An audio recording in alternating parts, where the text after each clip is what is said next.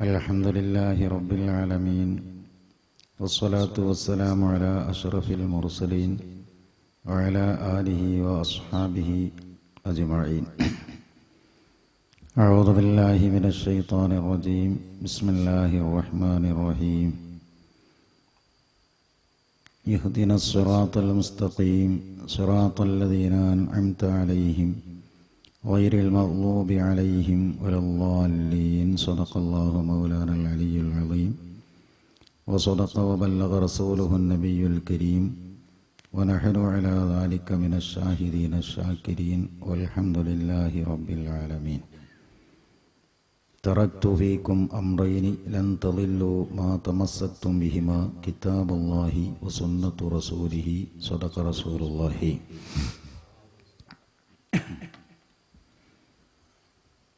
يا ربي بالمصطفى بلغ مقاصدنا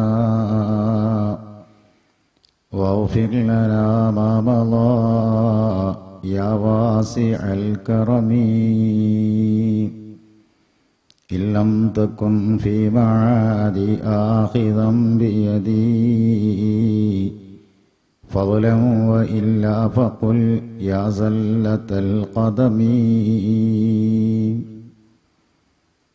പരിശുദ്ധരായ അമ്പിയാക്കൾ, ഔലിയാക്കൾ, സ്വാലിഹീങ്ങളുടെ ഹക്ക് ജാഹ് ബറക്കത്ത് കൊണ്ട് മഹത്തായി മജ്‌ലിസിൽ ഒരുമിച്ച് കൂടിയ നമ്മുടെയും മാതാപിതാക്കൾ, ഉസ്താദുമാർ, സ്നേഹിതന്മാർ, ബന്ധപ്പെട്ട സർവരുടെയും ദോഷങ്ങൾ അല്ലാഹു വിട്ടുപുറത്ത് മാഫാക്കി തരുമാറാവട്ടെ. അവസാനം ലാ ഇലാഹ ഇല്ലല്ലാഹ് എന്ന കലിമത്തു തൗഹീദ് ഉച്ചരിച്ചു മരിക്കാനുള്ള ഭാഗ്യം അല്ലാഹു നമുക്കെല്ലാം പ്രദാനം ചെയ്യുമാറാവട്ടെ. നമ്മുടെ ഹയാത്തും നമ്മുടെ മൗത്തും അല്ലാഹുവിൻ്റെ പൊരുത്തത്തിലാക്കുമാറാവട്ടെ. ആമീൻ യാ റബ്ബൽ ആലമീൻ. ബഹുമാന മുഅ്മിനുകളെ, സഹോദരന്മാരെ, സഹോദരിമാരെ,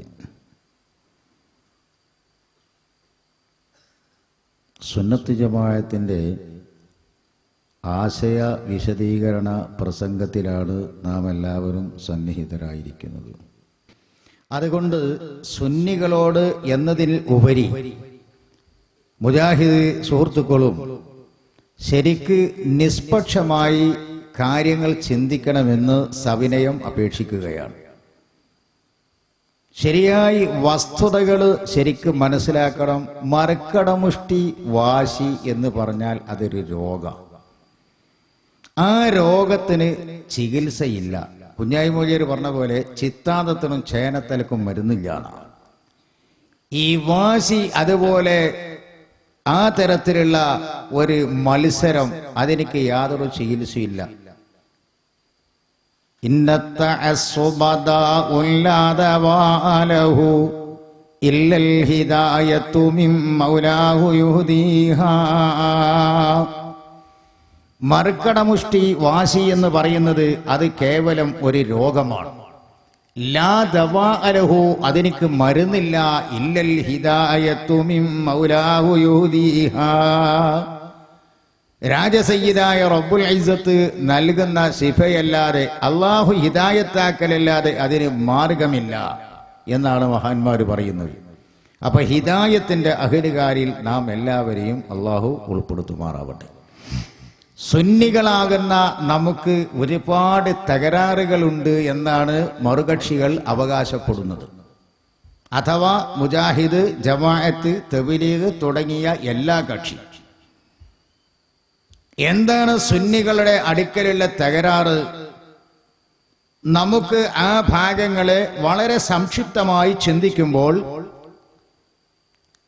വെറും രണ്ട് കാര്യങ്ങൾ, അടിസ്ഥാനപരമായി രണ്ട് വിഷയങ്ങളാണ് അവർ നമ്മെ സംബന്ധിച്ച് ആരോപിക്കുന്നത്. ശരിക്ക് ശ്രദ്ധിക്കണം.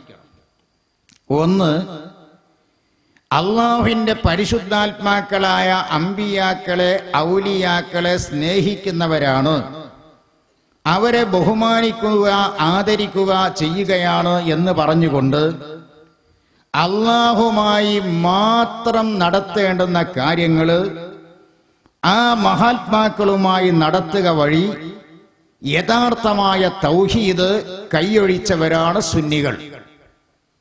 ഞാൻ ഒന്നും കൂടി ആവർത്തിച്ചു പറയുന്നു, അള്ളാഹുവിന്റെ മഹാത്മാക്കളായ അമ്പിയാക്കൾ, ഔലിയാക്കൾ തുടങ്ങിയുള്ളവരെ ഞങ്ങൾ സ്നേഹിക്കുന്നു, ആദരിക്കുന്നു, ബഹുമാനിക്കുന്നു എന്ന പേരും പറഞ്ഞ് അള്ളാഹുമായി മാത്രം നടത്തേണ്ടുന്ന കാര്യങ്ങൾ ആ മഹാത്മാക്കളുമായി നടത്തുക വഴി യഥാർത്ഥമായ തൗഹീദ് കൈയൊഴിച്ചവരാണ് സുന്നികൾ. ഇതാണ് നമ്മെ സംബന്ധിച്ചുള്ള ആരോപണങ്ങളിൽ ശക്തവും ആദ്യവുമായുള്ളത്. ഈ വാദത്തിന്റെ പിന്നിൽ നിന്ന് ഉത്ഭവിക്കുന്ന കാര്യങ്ങൾ പലതാണ്. ഞങ്ങൾ മുഹയ്യിദ്ദീൻ ശൈഖെ കാക്കണം, ബദരീങ്ങളെ രക്ഷിക്കണം എന്ന് പറയാൻ ഒരിക്കലും പാടില്ല. അള്ളാഹുമായി നടത്തേണ്ടുന്ന ഇടപാടാണത്. പടച്ചോനെ കാക്കണം, രക്ഷിക്കണം എന്നൊക്കെ അള്ളാഹുവിനോട് മാത്രം പറയേണ്ടുന്ന കാര്യങ്ങളാണ്.